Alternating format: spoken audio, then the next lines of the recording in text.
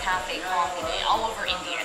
And now that we have a few hours before we catch our flight to Kerala, we thought, why not look for a cafe coffee day right now? So we did, and we're in one, and it looks delightful. Absolutely delightful. And if you are ever in India, Cafe Coffee Day also has the cleanest bathrooms in the country as far as we can tell. So it's well worth buying a coffee just to scrub up with some real soap, some water, a toilet. It's great in here. Let's talk about Indian mobile phones. They run on the GSM network, which means if you're running anything that's not TELUS or Bell or a CDMA North American plan, you can essentially bring your phone here, slap in an Indian SIM, and it'll work. That's what I've been doing with my iPhone this whole time.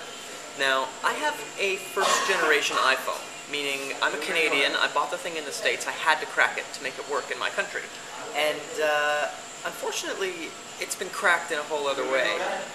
Now, this trip to India has been kind of its last big hurrah, because the screen is cracked in 3 places, but only on the top layer. So I run the risk of getting glass in my hand, but it still functions. Now, it's also got a screen protector on it designed for an iPhone 3G, which means it doesn't really fit. So the dirt and sand of India, Mumbai specifically, made the screen protector peel right off and lose all of its adhesiveness. So I've had to stick it on with, yes, hair elastics. So at the end of the day, this bad boy still makes a phone call. I have dropped it countless times, and you know what? The damn thing still works. I'm impressed, but when I get home, it's definitely time for a new phone. Makes me so happy! It's a little piece of home, away from home.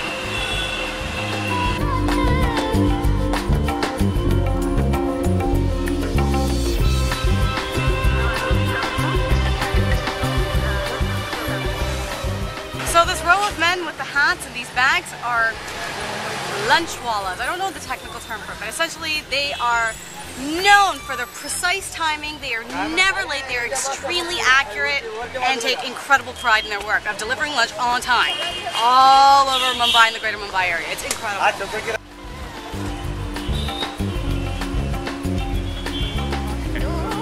Well, it's noon somewhere, and it is hot outside in Mumbai, and since we've got a lot of time to kill, it's time for another kingfisher. Take me home, country road.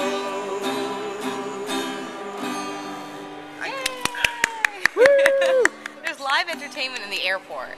That's pretty awesome because we don't get that back home. We're in Kerala, or Kerala, as the pronunciation may be, and we are in an awesome hotel. The guys at Bob Cares have really hooked it up here because this is like less than half the price of what we stayed in Mumbai, and it's awesome. I mean, check us out. Right down to the, I mean, it's clean, that's already amazing, but like, there's just total pimp chairs and cool stuff in here, and this is a neat room, but this isn't even the room we're staying in. TV, nice. This is the bedroom, and it's got another TV in here, and as cool as this gigantic bed is that has like something resembling actual springs, there's a really cool ceiling up there. I'm not even sure why, but it is really neat. And the bathroom features sink, toilet. It's not a tub. Faked me out! It's just a big ass shower. That's a nice big shower though. And guess what? A bucket. It's nice to have access to our giant suitcase again, because now we can dress in our nice clothes for dinner. Now that we're in Kerala, there's a few ingredients that everyone here cooks with that's different from everywhere else we've been. 1, beef. 2, there's a lot of coconut in Kerala dishes because it grows here. So why not put it in the food? And the third one that's very interesting is a curry leaf. It's got a flavor that isn't exactly what a curry powder is, but you'll actually see little leaves chucked in, almost like a bay leaf in the way that it seasons the dish. And it is so different, so tasty, it's refreshing. Every state we go to, it tastes different. This thing here, it's bread called appam. and it's essentially made out of rice flour and has this amazingly fluffy texture, and it's kind of sweet and sour at the same time. It's traditionally eaten during breakfast, but it is great with all of these other dishes that we have for dinner today. I have to say, I really like this because it reminds me a lot of Korean bilk, which is like Korean sweets, which are also made out of rice flour. So this is a nice little familiar flavor for me. I'm enjoying it. That has got to be the most interactive fish bar I have ever seen.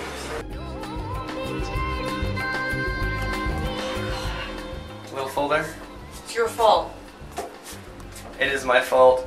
We were possibly going to go somewhere that wasn't Indian food today, but then I broke down. The Kerala food was too good. It was too good. It's your fault. We've eaten so much. I don't know what to do.